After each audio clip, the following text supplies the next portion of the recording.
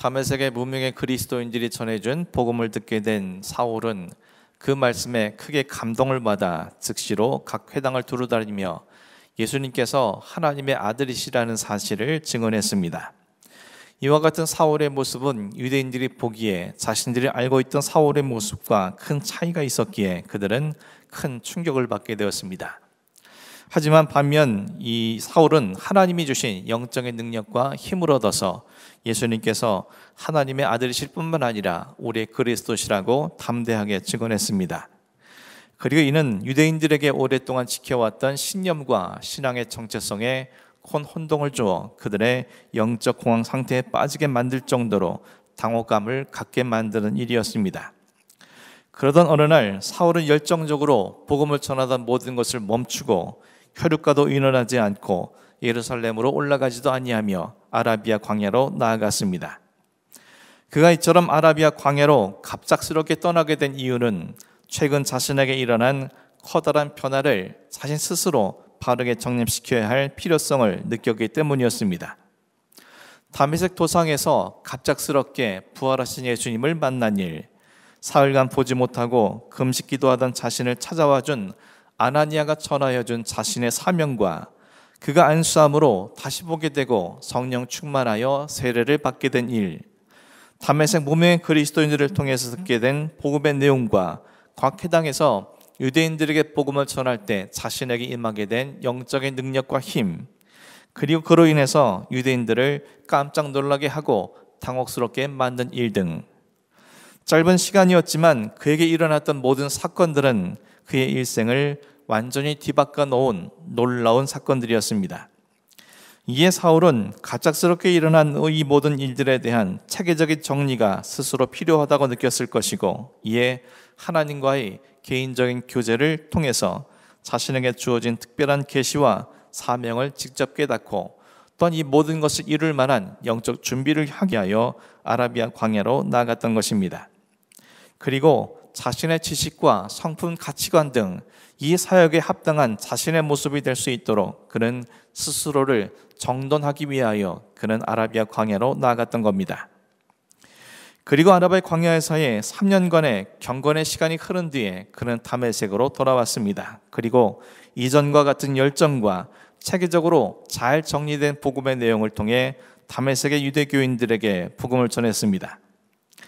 그리고 그로 인해서 많은 유대인들이 예수를 그리스도로 영접하게 되었고 심지어 사울의 제자들까지 생겨나게 되었습니다. 이로 인해서 다메섹 내에서 유대교의 입지는 점차 일축될 수밖에 없었고, 가뜩이나 사울을 배교자라 여겼던 유대교인들은 사울을 더 이상 내버려 두어서는 안 된다라고 결론을 짓게 되었으며 이에 그를 아예 죽여버리기로 결정을 했습니다. 이에 사울이 알지 못하도록 은밀하게 공모를 하고 사울을 잡아 죽이기 위해 밤낮으로 성문을 지키기로 그들은 결정했습니다.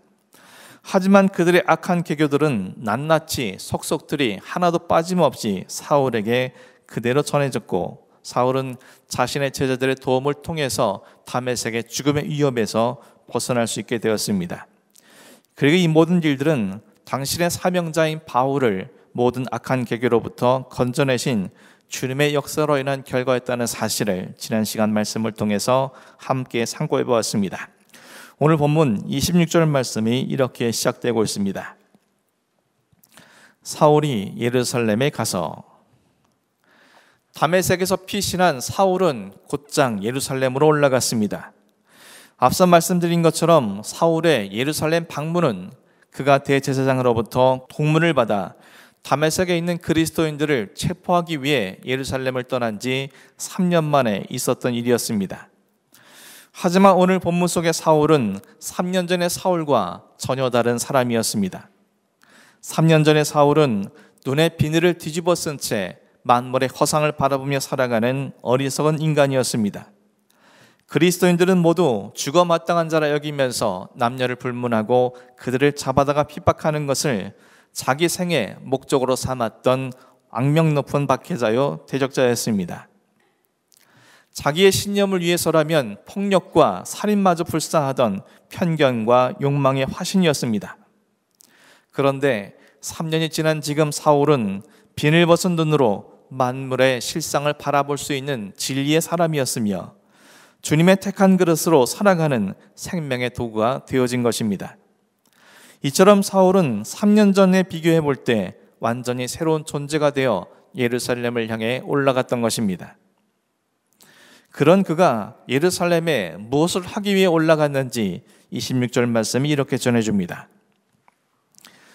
사울이 예루살렘에 가서 제자들을 사귀고자 하나 다 두려워서 그가 제자됨을 믿지 아니하니. 사울이 3년 만에 예루살렘에 올라간 주된 목적은 예루살렘의 제자들과 사귀기 위함이었습니다. 여기에서 제자들이란 예수님의 직계 제자인 사도들을 비롯한 예루살렘에 있는 그리스도인들을 통칭하는 용어입니다. 그리고 우리말로 사귀다라는 말의 원어상의 뜻은 악교로 붙이다라는 그런 뜻을 가지고 있습니다. 그러므로 사울은 단순히 예루살렘 제자들과 안면을 트고 그들과 교제하기 위해 올라간 것이 아니라 그들과 자신의 모든 삶을 온전히 나누고 하나가 되어지기 위해 올라간 것이었습니다. 나아가 그들과 동역하면서 복음을 전하기 위해 3년 만에 예루살렘으로 올라간 것입니다. 하지만 그에게 닥친 현실은 그의 기대와 전혀 달랐습니다. 예루살렘의 제자들이 사울을 동역자로 받아주지 않을 뿐만 아니라 그들은 모두 다 사울을 두려워했습니다. 그리고 그리스도인이 되었다는 사울의 고백을 그들은 믿어주지 않았습니다.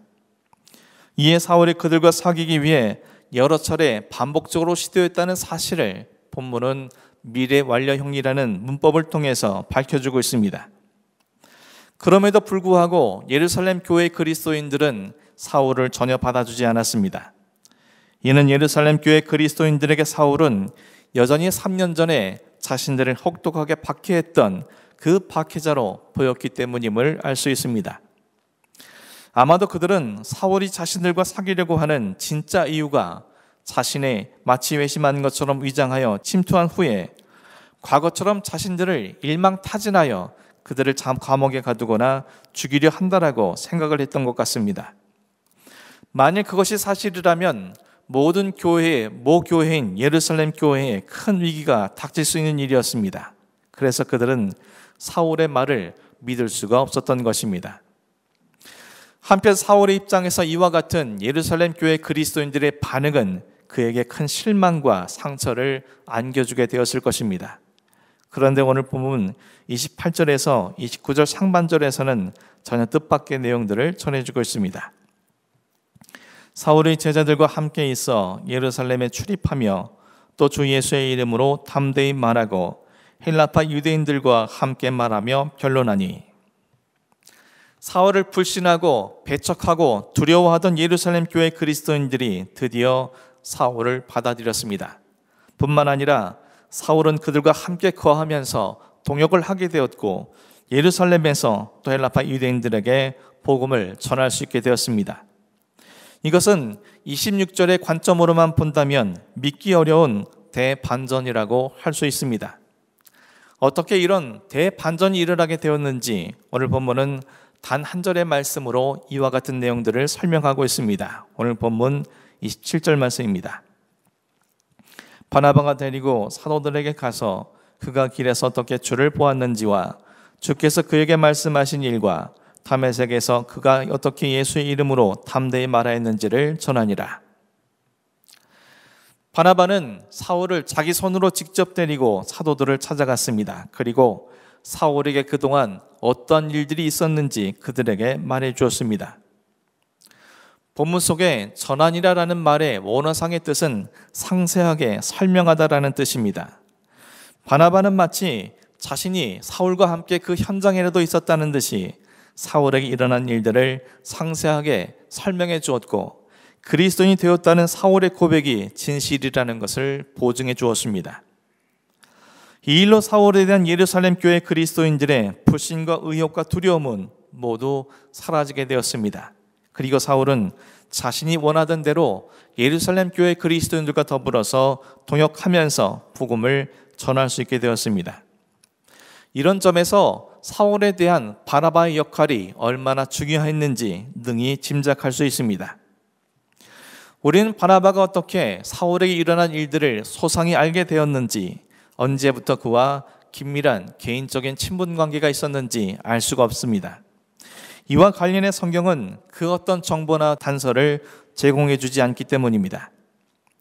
하지만 여기서 중요한 것은 사울이 여러 차례에 걸쳐서 자신이 회심했다는 사실에 대해 예루살렘 교회 그리스도인들에게 밝혔음에도 불구하고 끔찍하지 않던 그들이 어떻게 바나바의 말 한마디에 이처럼 마음을 바꿔 사울을 받아들이게 되었냐는 것입니다.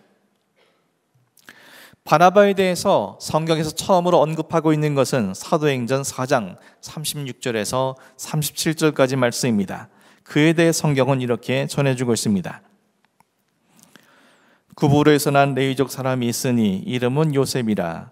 사람들이 일컬어 바나바라, 번역하면 위로의 아들이라 하니 그가 밭에 있음에 팔아 그 값을 가지고 사도들의 발 앞에 두니라. 사도행전 4장 32절에서 37절까지 말씀의 내용은 믿는 무리들이 한 마음과 한 뜻이 되어 자신들의 집과 밭을 팔아 그 값을 사도들에게 주어 어려운 자들을 도왔다는 내용입니다. 그런데 유무상통의 삶을 살아가던 모든 그리스도인들의 이름에 대해 함구하던 성경이 오직 유일하게 바나바의 이름만은 전해주고 있습니다. 그 이유가 무엇인지 우리는 작년 3월 마지막 주에 나누었던 말씀을 통해서 확인해 보았던 것처럼 주님께서 사울을 위해 다메섹의 아나니아를 예비하셨듯이 예루살렘 교회에서는 사울을 위해 바나바를 예비해 두셨다는 사실을 전해주기 위함이었습니다. 특별히 이와 같은 바나바에 대해 성경은 몇 가지 정보를 제공합니다. 먼저 바나바는 구브로에서 태어난 레위족이라고 밝히고 있습니다. 이는 그가 나라 밖에서 태어난 그리고 나라 밖에서 살고 있는 디아스포라 유대인임을 말해줍니다.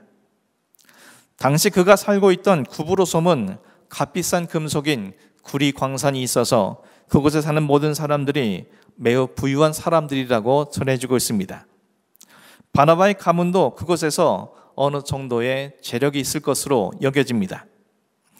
이는 예루살렘에 바나바 소유의 밭이 있었다는 사실을 통해서 확인할 수 있습니다. 그의 조상은 레위 족속으로 그들은 본래 하나님께서 땅을 기업으로 주시지 않은 지파였습니다. 하지만 포로기 이후에 시간이 지나면서 그들은 이와 같은 율법은 점차 지켜지지 않았으며 바나바의 조상들은 다시 예루살렘에 정착할 것을 기대하면서 가문 소유의 땅을 사두었던 것으로 보입니다.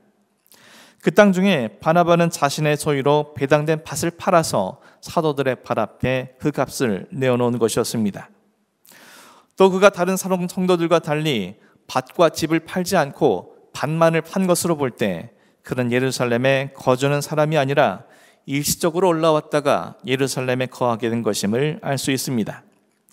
이후에도 그는 자신의 출생지이자 거주지였던 구브로로 돌아가지 않고 계속 예루살렘에 머물렀던 것입니다. 성경 속에서 바나바에 대해 알려주는 또 하나의 정보는 그의 본래 이름이 바나바가 아니라 요셉이었다는 사실입니다. 본래 이름이 요셉이었지만 사도들이 그의 이름을 바나바라고 불러주었다고 성경은 전해주고 있습니다. 그리고 바나바의 이름을 번역하면 위로의 아들이라는 뜻을 본문은 명시하고 있습니다. 사도들이 그의 본래 이름을 놔두고 굳이 위로의 아들이라는 뜻을 가진 바나바라고 부른다는 것은, 그리고 사도행전 전체에서 그의 본래 이름 대신에 바나바라는 이름만으로 쓰여졌다는 것은 그의 성품과 그의 인격과 그의 삶이 모든 사람들에게 참된 위로를 전하는 위로의 사람이었기 때문임을 알 수 있습니다. 이는 오늘 본문 속에서 바나바가 사울에게 일어난 모든 일들을 마치 자신의 일처럼 소신 있게 이야기하게 된 연유를 알게 해줍니다. 그는 예루살렘 교회 그리스도인들에게 받아들여지지 못한 채 상처를 입고 있었던 사울에게 그의 이름이 바나바인 것처럼 그를 위로하기 위해 찾아갔을 것이고, 그리고 사울이 지금까지 겪게 된 모든 일들을 성심을 다해 경청해 주었을 것이며, 그와 얼마간의 시간을 보내면서 그가 말한 모든 것들이 진실이라는 것을 확인하게 되었을 겁니다. 이에 바나바는 사울을 사도들에게 데리고 가서 사도들을 비롯한 예루살렘 교회 그리스도인들이 그의 고백의 진실임을 보증해 줌으로 그를 받아들일 수 있도록 역사한 것이었습니다. 사랑하는 성도 여러분, 바나바는 어떻게 주님이 사울을 위해 예비해 두신 주님의 도구가 될 수 있었고, 또 사울을 비롯한 많은 사람들을 위로하는 위로의 사람이 될 수 있었겠습니까? 그 이유 또한 그에 대해 성경 속에 소개하고 있는 내용들을 통해서 확인할 수 있습니다. 그는 레위족이었습니다. 당시 레위족은 제사장 가문이거나 또는 유대교의 종교 지도자였습니다. 당시 제사장 가문 또는 레위 사람들이 얼마나 예수님을 배척하고 그를 적대시했는지 우리는 너무나 잘 알고 있습니다. 그가 직접적으로 예수님을 적대시하지는 않았을지라도 그는 지금껏 그런 가문과 그런 가정 속에서 그들이 가지고 있는 가치관에 따라 살아온 사람이었을 것입니다. 이는 곧 그가 예수님을 자신의 구주로 영접하는 것이 얼마나 어려운 일인지를 알게 해줍니다. 그는 또 구부로에서 태어나고 구부로에서 살고 있는 사람이었습니다. 그러므로 그가 예수님을 직접 만나거나 또는 주님이 행하신 일들을 직접 목격하거나 주님이 가르치신 것을 직접 들을 기회가 없었다는 것을 의미합니다. 그가 복음을 접할 수 있었던 것은 절기를 지키기 위해 예루살렘을 방문했다가 사도들로부터 전해 들은 것이 전부였을 것입니다. 직접 경험한 것도 믿기 어려운데 직접 경험하지 못한 것들을 받아들이고 더군다나 자신의 인생의 구주로 영접한다는 것이 얼마나 어려운 일인지 우리는 능히 짐작할 수 있습니다. 그는 또 부유한 자였습니다. 구부로 출신의 사람임에도 예루살렘에 땅을 가지고 있을 정도로 그는 부유한 자였습니다. 그와 같은 집안 사람인 조카 마가와 그의 어머니 마리아가 120여 명의 성도들이 거할 수 있는 큰 다락방을 가졌다는 사실이 이와 같은 사실들을 증거해 줍니다. 명문가인 레위족 사람에다가 부유한 자인 바나바가 갈릴리 빈민 출신의 예수님을 자신의 구주로 고백한다는 것이 얼마나 어려운 일인지, 또 자신이 가진 모든 것을 내려놓는다는 것이 부유한 불효할수록 얼마나 어려운 일인지 우리는 너무나 잘 알고 있습니다. 이처럼 바나바가 예수님을 영접하여 구원받는다는 것은 현실적으로 거의 불가능에 가까운 일이었습니다. 그럼에도 불구하고 그는 예수 그리스도로 말미암아 구원을 얻는 자가 되었습니다. 모든 현실은 그가 예수 그리스도를 믿고 구원받는 것과 거리가 먼 불가능에 가까운 일이었지만 주님께서 사울을 위해 바나바를 예비하셨듯이 그의 모든 삶을 세밀하게 예비하시고 섭리하심으로 그를 구원의 자리로 이끄시어 그로 하여금 구원을 받게 한 것이었습니다. 다시 말해 죽을 수밖에 없고 영원한 형벌에 이를 수밖에 없는 자기 자신을 위해 모든 일들을 한치의 오차도 없이 정확하게 계획하시고 이르신 주님의 사랑의 손길을 그는 깊이 깨닫게 되었고, 이것은 자신을 향한 한없는 주님의 위로로 다가오게 되었을 겁니다. 그로 인해 그는 레위 사람 중에 최초의 그리스도인 되었을 뿐만 아니라 자신의 발을 팔아 그 값을 사도들의 발 앞에 내려놓음과 동시에 자신의 가진 모든 것을 주님 앞에 내려놓게 될 수 있었고, 그로 말미암아 수많은 사람들이 위로를 받는 위로의 사람으로 승화될 수 있었던 겁니다. 이처럼 주님께 받은 위로로 모든 사람들을 위로했던 바나바였기에 그의 말 한마디에 아무도 믿어주지 않던 사울을 예루살렘 교회 그리스도인들은 받아주었던 것입니다. 지금까지 위로의 삶을 신실하게 살아온 그의 말이었기에 모두가 그의 말을 깊이 신뢰했기 때문이었습니다. 반면 지금까지 자기 자신밖에 모르고 살아왔던 사울이기에 그가 아무리 자신에게 일어난 일들을 있는 그대로 말하고 자신이 회심하게 된 그 과정을 진심을 담아 고백했더라도 예루살렘 교회 그리스도인들은 그의 말을 믿을 수가 없었던 것입니다. 사랑하는 성도 여러분, 한 사람 자체의 무게는 실은 말의 무게로 가늠되어집니다. 그리고 말의 무게의 경중은 당사자의 삶과 결코 분리될 수 없습니다.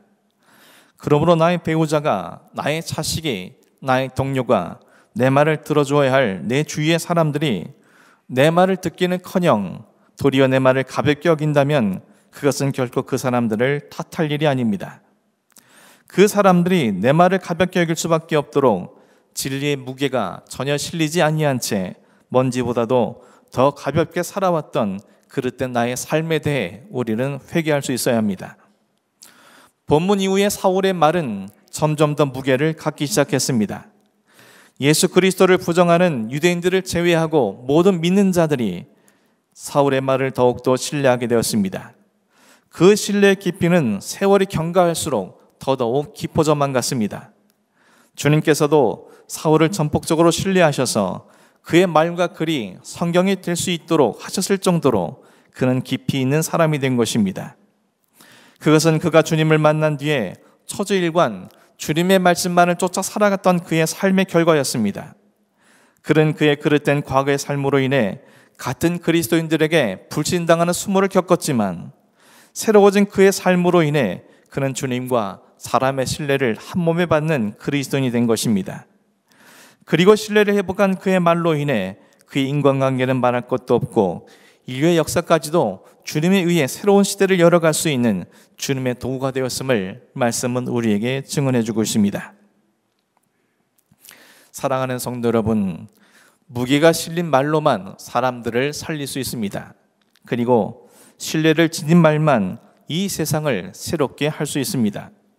신뢰와 무게를 상실한 말로는 내 몸에서 태어난 내 자식이마저도 바로 세우셨을 뿐더러 신뢰와 무게를 상실한 말로서는 말을 하면 할수록 오히려 그들을 비뚤어지게 만들 뿐입니다. 말은 인간의 입으로 나오지만 그 말의 무게와 신뢰는 당사자의 삶으로부터 비롯되어집니다. 이것이 우리가 어떤 경우라도 예수 그리스도의 말씀 속에 살아가야 하는 이유가 되는 것입니다. 위로와의 소망의 말이 그 어느 때보다도 필요한 이 시대에 구원과 전혀 상관없이 죄와 사망 가운데 영영 죽을 수밖에 없는 우리들에게 구원의 은혜를 허락하신 위로자 되신 예수 그리스도의 사랑을 늘 기억하면서 오늘도 인생을 살아가면서 만나게 되는 고통과 절망 순간마다 말씀으로 우리를 위로하시는 주님의 은혜를 가슴에 간직함으로 신실한 그리스도의 삶을 살아가기 위해 헌신할 수 있는 여러분이 되기를 주님의 이름으로 간절히 축원합니다. 나아가서 우리 또한 이 땅에 절망과 고통과 좌절 속에 빠져있는 수많은 사울들에게 찾아가 그들의 말에 성심을 다해 경청해주고 그들을 지켜봐주고 그들을 다시 일으켜 세울 수 있는 위로자의 삶으로 승화될 수 있기를 주님의 이름으로 간절히 축원합니다. 그리하여서 나와 관계 맺고 있는 모든 이들과 우리가 살아가는 이 세상을 우리의 삶과 말로써 날마다 새롭게 일구어가는 복된 자가 되기를 주님의 이름으로 간절히 축원합니다. 기도하겠습니다.